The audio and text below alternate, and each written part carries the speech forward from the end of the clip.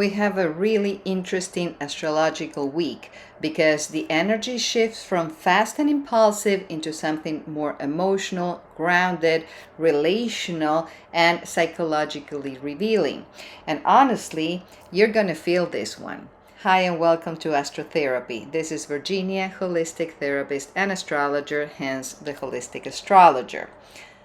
Recently, on May 18, Mars moved into Taurus, and Mars is the warrior. Mars likes action, movement, speed, conquest, but Taurus is slow, steady, is practical earth energy. So when Mars entered Taurus, it's almost like the warrior trades the sword for the shovel.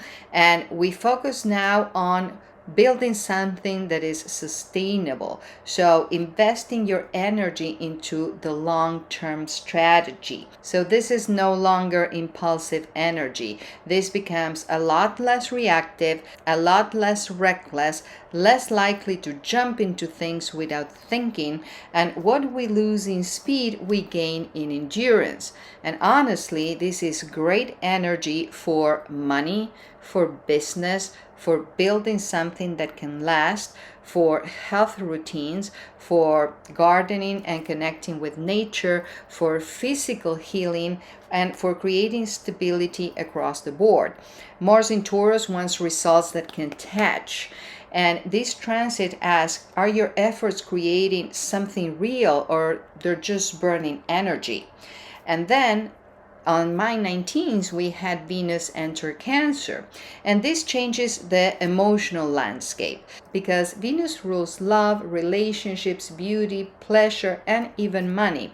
And Cancer is the most emotionally sensitive sign of the zodiac. So collectively, people become softer, but also more emotionally reactive because Cancer rules home, family, emotional safety.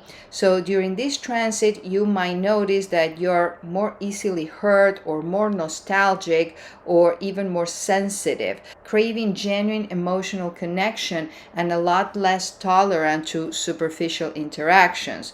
Now, therapeutically, this is very important because sensitivity is not weakness, it's information. So this is asking, where do you feel safe? Where do you allow others to see you emotionally? Where are you still protecting yourself? This transit is great for deepening relationships, for reconnecting with friends and family, for creating a beautiful, nurturing environment in your home, and for giving as well as receiving, because some of us are more comfortable with giving, but we have to equally give and receive for the energy to flow. So allow yourself to be taken care of.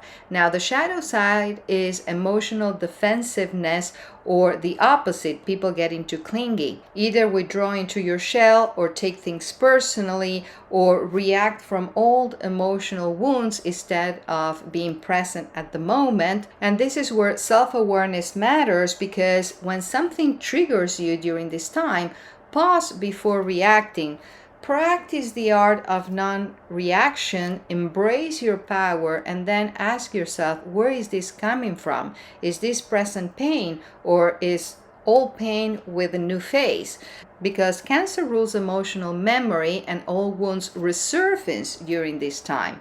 And honestly, this is a great therapeutic opportunity because you can recognize what still needs processing and resolving. And even better, on the same day, Venus makes a sextile to Mars. And this is lovely because the cosmic lovers are working together harmoniously. So the yang and the yin, the masculine and the feminine, the give and the take, the desire and the emotional connection, the Shiva and Shakti, these are the both energies that raise the Kundalini energy of creativity and recreation and healing. This is one of the most magnetic windows of the month. People are warmer, more affectionate, more approachable, and more sensual. And therapeutically, this matters because healing is not always about doing the shadow work and suffering. Sometimes healing is about joy, pleasure, beauty, connection, and laugh.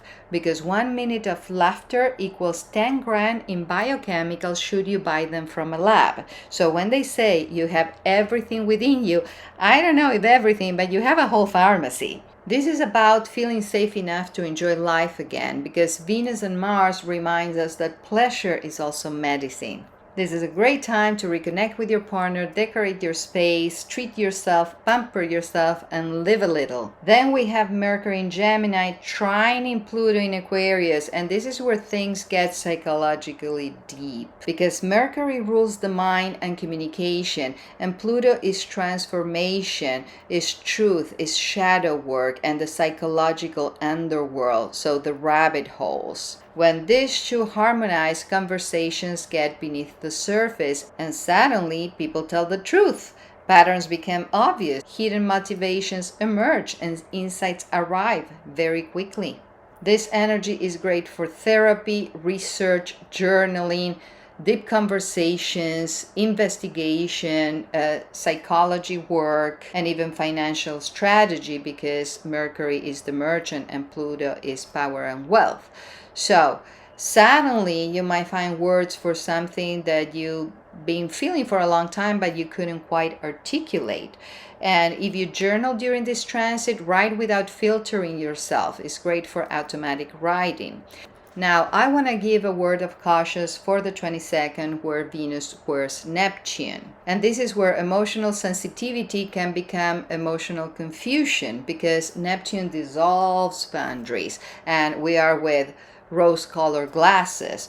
People tend to idealize relationships, ignore red flags, romanticize situations, or project fantasies onto others.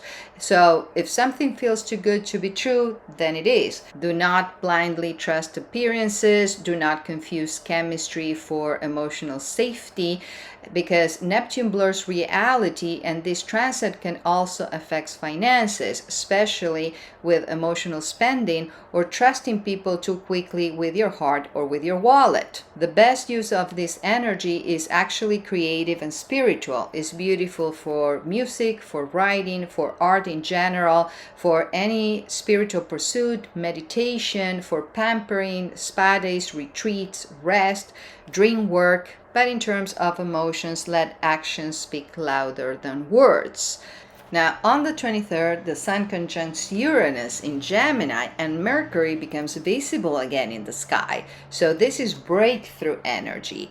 Expect unexpected conversations, sudden shifts, surprising opportunities, and disruptions of routine.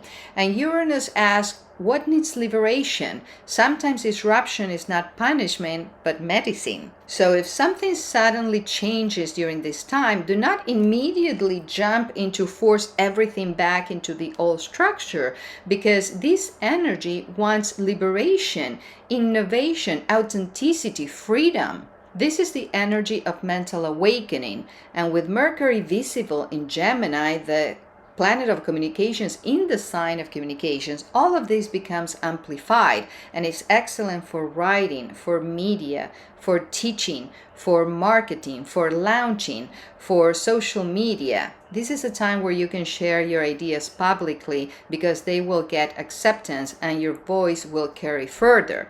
And this energy ushers the full moon in Sagittarius next week, and that's the second full moon of the month, what we call a blue moon, but more on that next week. So if any of this resonates with you, subscribe for more updates, and where I can help you the most is with a private reading or with a private session, and you know where to find me. The link is below. Thank you. Namaste.